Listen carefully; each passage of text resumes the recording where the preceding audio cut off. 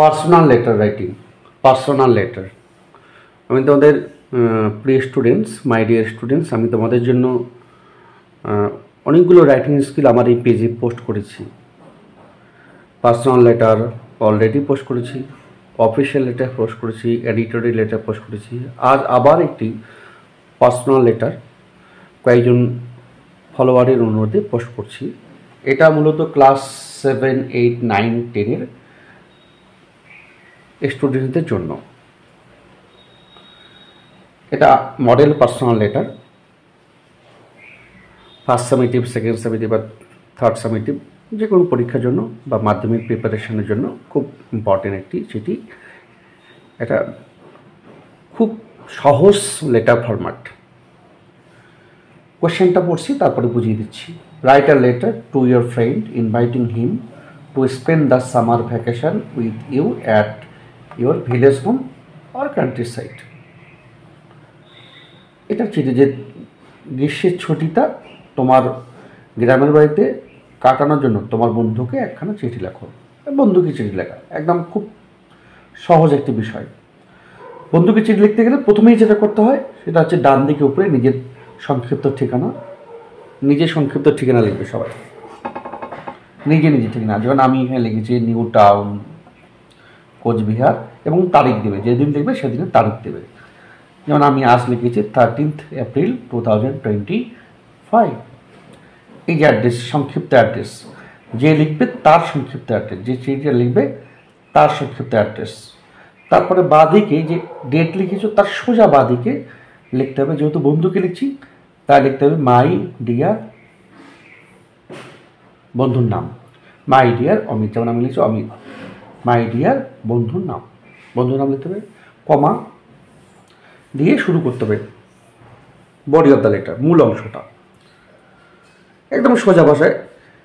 Your sweet note is just to my hand, তোমার মিষ্টি চিঠিখানা এইমাত্র আমি হাতে পেলাম। ফ্রম দ্য লেটার, চিঠি থেকেই, I have come to know that, আমি জানতে পারলাম যে, your school is going to be closed, তোমাদের বিদ্যালয় বন্ধ হয়ে যাচ্ছে, ফ্রম 30 এপ্রিল, 30 এপ্রিল থেকে, ফর সামার ভ্যাকেশন, গ্রীষ্মের ছুটির জন্য।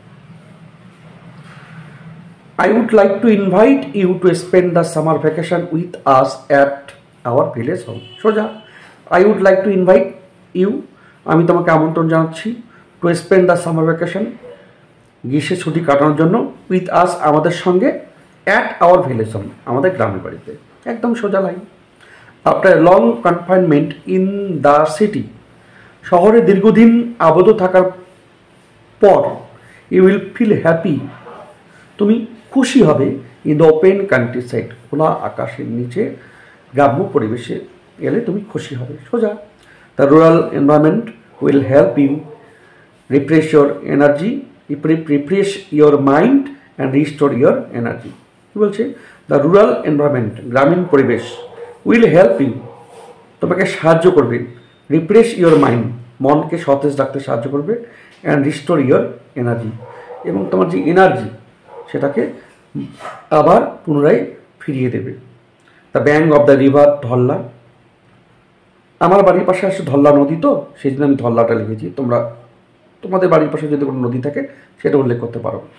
The bank of the river Dhalla, Dhalla নদীর সেই তীর, অ্যান্ড ঝাউ গ্রপস, ঝাউ বন, আর special attractions of our village, আমাদের গ্রামের বিশেষ আকর্ষণগুলো। তোমাদের গ্রামে যদি কোনো বিশেষ আকর্ষণ থাকে সেটা উল্লেখ করবে। দ্য ওপেন স্কাই, খোলা আকাশ, and the green surroundings,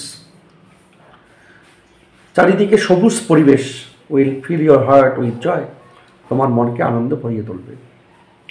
my parents will also be happy to have you with us, বলছে আমার বাবা মাও তোমাকে আমাদের মাঝে পেলে খুশি হবে। Please try your level best to come, please আসার চেষ্টা করবে। নম্বর করে আজ আর কিছু লিখলাম না, মোর হোয়েন ইউ কাম, যখন আসবে কথা হবে। তারপর লিখতে হবে ইয়োর এভার লিখতে হবে, তারপরে নিজের নাম লিখতে হবে। যেমন আমি নাম লিখেছি একটা, নিজের নাম লিখতে হবে, নাম শুধু লিখতে হবে, টাইটেল লিখতে হবে না। আর এইদিকে টু দিয়ে উপরে যে নাম লিখেছো অমিত, এবার টাইটেল অমিত রয় টাইটেল দিতে হবে। কোথায় থাকে সে? সাধারণত শহরে অ্যাড্রেস দিতে হবে, যেহেতু শহরে থাকে, আমরা চিঠির মধ্যে উল্লেখ করেছি, তাই সেবক রোড, শিলিগুড়ি, দার্জিলিং। এই হচ্ছে এটা পার্সোনাল লেটার। কটা অংশ? যে এখানে একটা অংশ, দুটো অংশ, এই যে বডি অফ দ্য লেটার এই পর্যন্ত, এই থেকে পর্যন্ত, এটা 3 নম্বর অংশ, ইওর এভারটা 4 নম্বর অংশ, এই যে নাম লিখলে 5 নম্বর অংশ, এই যে অ্যাড্রেস লিখলে যাকে পাঠাবো এটা 6 নম্বর অংশ। তাহলে একটা পার্সোনাল লেটারে 6টা অংশ কিন্তু উল্লেখ করতে হবে। কোনো একটা অংশ বাদ গেলে কিন্তু চিঠিটা ইনকমপ্লিট থেকে যাবে। অর্থাৎ যদি 10 নাম্বার থাকে তাহলে কিন্তু ফুল মার্কস পাবে না। আর যদি পুরোটাই উল্লেখ করে দাও, পুরোটাই যদি চিঠির পুরো ফরম্যাটটা, পুরো 6টা অংশই যদি থাকে তোমার চিঠিতে, তোমার যদি সেন্টেন্স ভুল না হয়, স্পেলিং ভুল না হয়, তাহলে কিন্তু ফুল মার্কস তুমি পেতে পারো। যাই হোক, এই চিঠিটা খুব ইম্পর্টেন্ট।